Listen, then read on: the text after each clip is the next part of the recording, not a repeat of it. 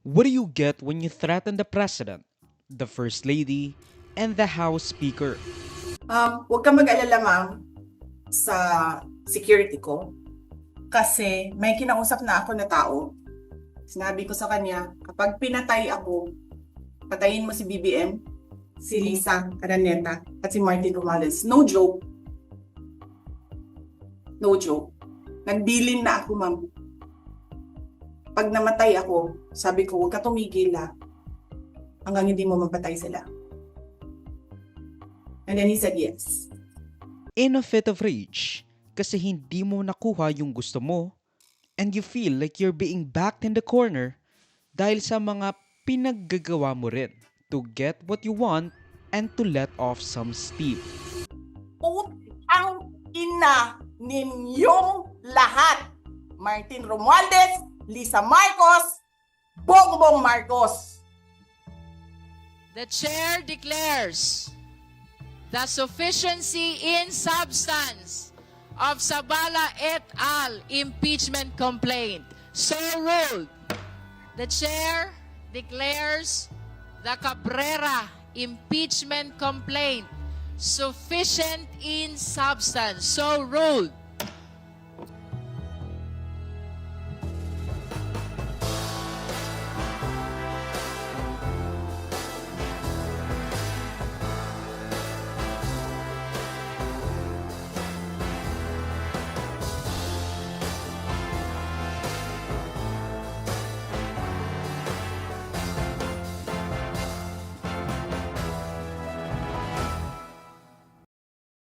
Sino nga naman ang sira sa ulo na panonoorin yung buong impeachment trial ni VP Sara na umaabot ng ilang oras over the course of 3 days every week for apparently 40 weeks o lagpas kalahating taon?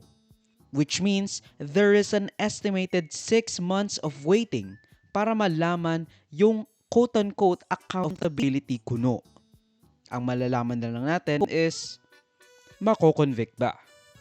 Now sa ika-6 na linggo ng impeachment trial ni VP Sara, inumpisahan ng talakayin ang unang article of impeachment para sa mga di umano'y boxes ng ebidensya ng maling paggamit ng confidential funds ni VP Sara. Napatunayan kasi na na-withdraw at nagastos ang 612.5 million pesos in confidential funds within a short amount of time, something the bank said are unusual but not necessarily suspicious.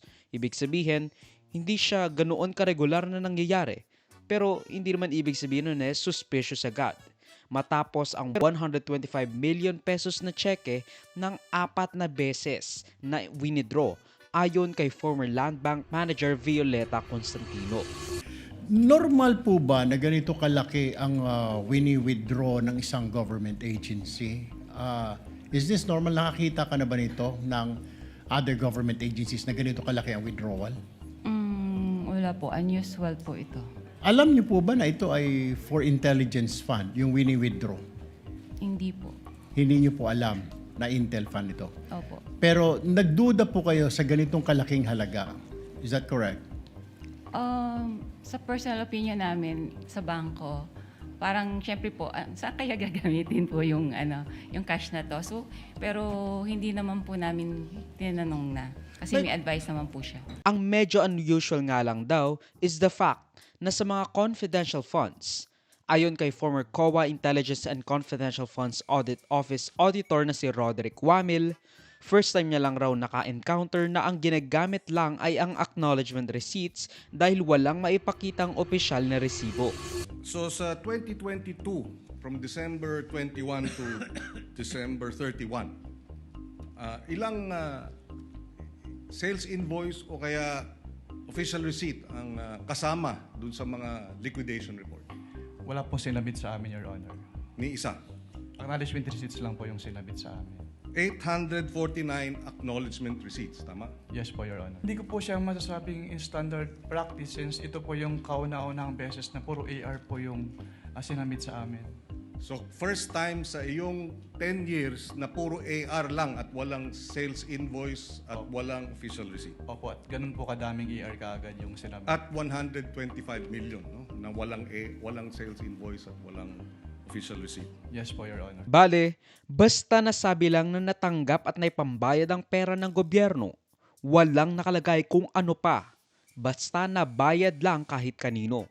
Pinasa nila sa COA dahil walang opisyal na resibo. Ang tanong lang natin, and the problem is, kanino ibinayad? Lalo na kung, katulad na makikita natin mamaya, yung mga pangalan halatang gawa-gawa. Kahit nasabihin mo kasing confidential funds yan, it still needs proper documentation dahil kahit confidential, public fund pa rin yan that needs proper accounting. Kasi kung wala talagang way para makuha natin or malaman natin kung saan ginastos, pwedeng sabihin na lang natin confidential to. So, bakit ko sasabihin sa'yo kung saan ko ginamit? Baka mamaya, binulsa ko lang. Pero dahil nga confidential ito, hindi mo alam kung saan ko ginamit o kung saan ko ito nilagay.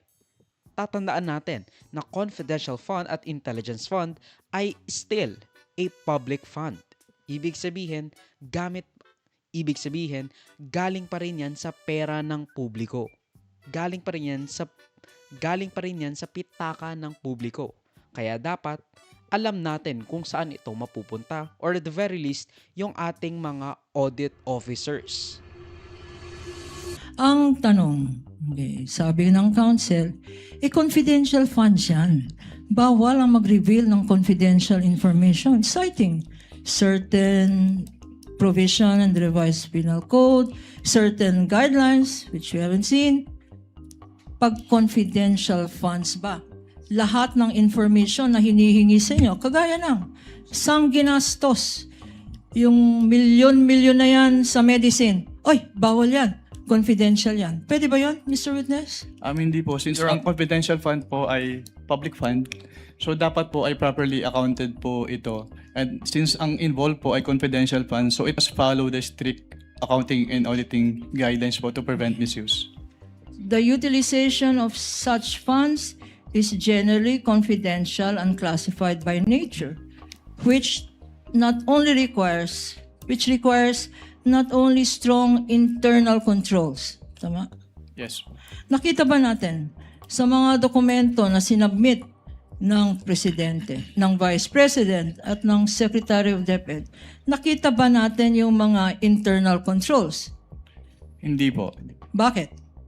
Pero hindi yun ang masyadong napagtuunan ng Pinas, kundi kung ano yung mga pangalang ginamit at pinagbigyan ng milyones.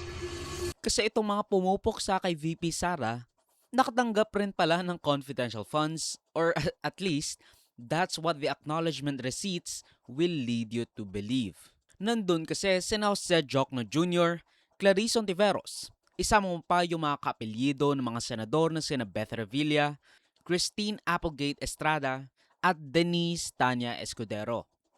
Nagbabalik din sina Pia Piatos Lim, Ralph Bacon, Nova Santos at Renan Piatos with 1P, at Kokoy Villamin, Hanilet Camille C, a nod sa asawa ng tatay niya at pamilyang C, at with Matthew Queso, probably a nod to Cheese Escudero. Talagang napaka-witty ng mga pangalan na naimbento na lumagda sa mga acknowledgement receipts ni VP Sara para maggamit ang confidential funds for whatever purpose. Kasi nga, pwede naman siguro yung mga alias na lang ang gagamitin. Pero bakit may pirma nila? Yung alias ba nila may pirma rin? Pero wag ka. Kahit na madalas ang nakalagay is reward for medicines, mga acknowledgement receipts, which is, by the way, suspicious. Dahil ang use lamang dapat ng confidential funds ay bayad sa confidential purposes. Ibig sabihin, yung mga kailangan ng mga sensitibong impormasyon, ibig sabihin, dapat related lang sa intelligence or confidential purposes yung pinaggagamitan ng confidential funds.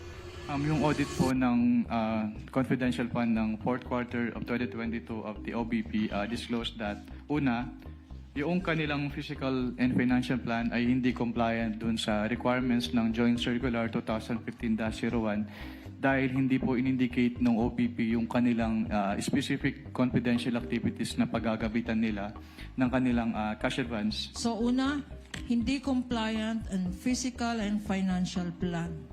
Pangalawa po, hindi po sinubmit ng Office of the Vice President yung kanilang documentary evidence of payments as required under Item 4.12 of the Joint Circular 2015-01.